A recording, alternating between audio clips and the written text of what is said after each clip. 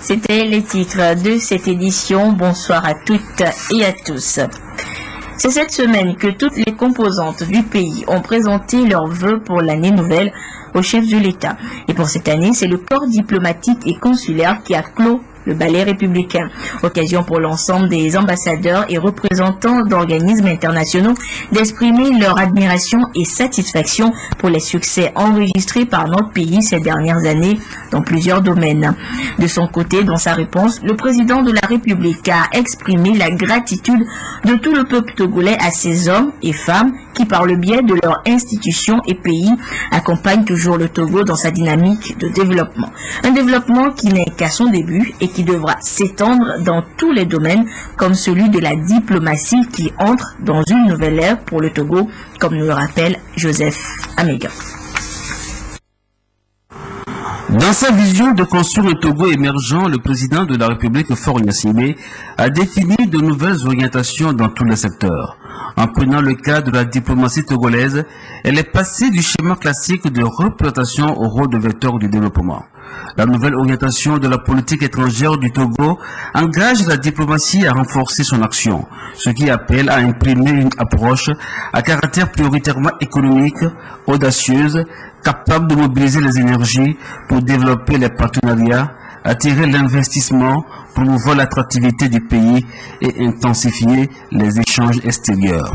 Pour les plus hautes autorités togolaises, il est impérieux aujourd'hui de poursuivre cette diplomatie offensive et innovante qui permet déjà au Togo de drainer tous les avantages de la coopération internationale. Cette nouvelle vision de la diplomatie togolaise est très appréciée par la diaspora, qui retrouve ses marques et qui s'est engagée à jouer pleinement son rôle dans le développement économique du Togo. Aujourd'hui, grâce à cette diplomatie innovante, le cercle des diplomates s'est accru. Le chef de l'État a clairement défini une vision diplomatique plus professionnelle, une diplomatie offensive qui s'est traduite par l'élection du Togo pour siéger en qualité de membre non permanent du Conseil de sécurité pour la période 2012-2013. Un des éléments significatifs de la politique étrangère et du rôle de plus en plus grand que le Togo joue sur la scène internationale ces dernières années. Une action diplomatique cohérente, axée principalement sur l'économie, l'émergence du Togo. La fête de Noël, je vous le disais en titre, c'est le 25 décembre, comme tout le monde le sait, mais elle a déjà commencé pour les enfants démunis. À l'espace Blue Zone de Lomé, autour de la ministre de l'Action sociale, Dédé Arufa Ekwe, 650 enfants ont eu droit à des kits festifs hier. Et c'est l'édition 2014 du Noël solidaire qui démarre ainsi et va couvrir l'ensemble du territoire. Clarisse Atikle. Les enfants démunis des orphelinats dans les 5 arrondissements de Lomé commune et quelques quartiers de la préfecture du Golfe sont déjà dans l'ambiance de la fête de Noël. C'est une grande fête organisée à l'endroit de ces enfants par le ministère en charge de l'action sociale pour leur offrir quelques instants de joie. Ce n'est pas tous les parents qui ont les moyens pour pouvoir organiser cette fête-là à leurs enfants.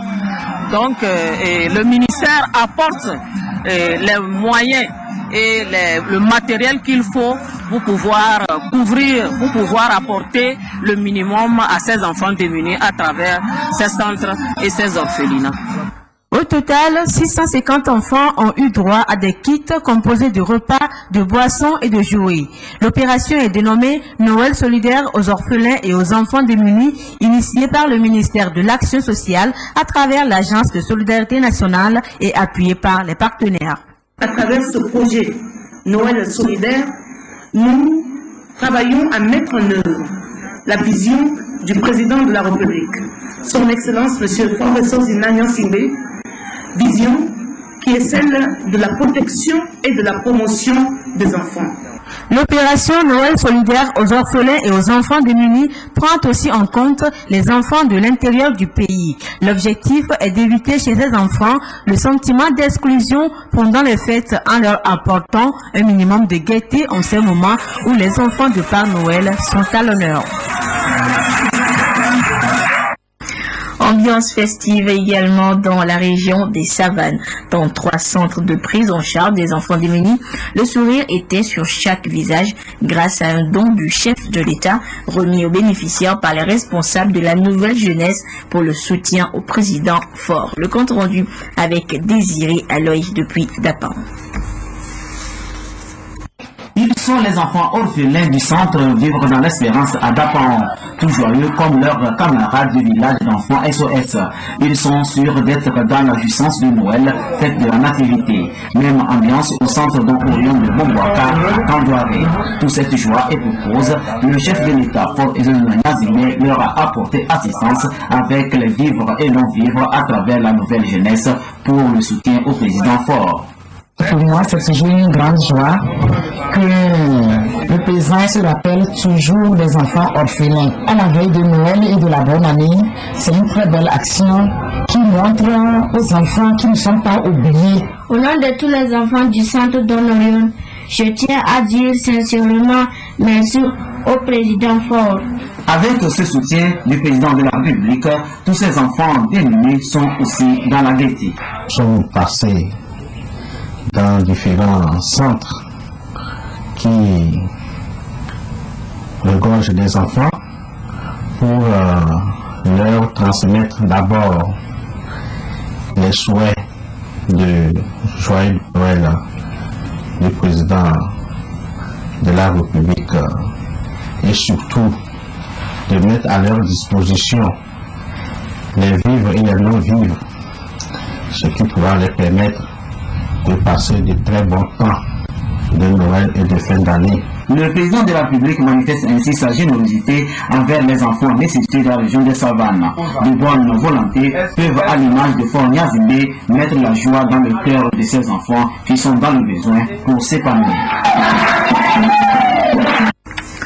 Autre actualité, après quelques jours d'échanges, les membres du comité de gestion des télécommunications aéronautiques par satellite en Afrique et océan Indien sont parvenus à des conclusions susceptibles d'améliorer leur système de communication. L'Organisation de l'aviation civile internationale, OACI, veut ainsi continuer à s'investir dans la sécurité de la navigation aérienne à travers la mise en place de moyens de communication fiables et performants. Nous retrouvons Clarisse Aticlé. Les travaux de la 22e session du comité de gestion des télécommunications aéronautiques par satellite ont été axés sur le renforcement de la sécurité aérienne.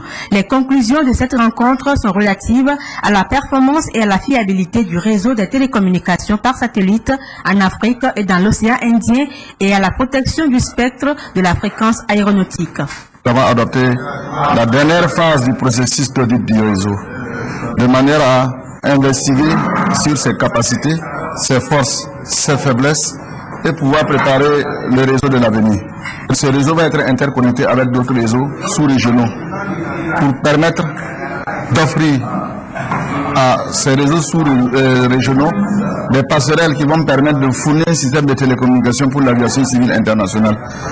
Ce cadre d'échange a permis à l'Organisation de l'aviation civile internationale de pouvoir recueillir les attentes des compagnies aériennes par rapport à la mise en place de supports de meilleure qualité pour leur communication. Cet instrument aidera également l'Agence pour la sécurité de la navigation aérienne en Afrique et à Madagascar, ASECNA, dans ses services.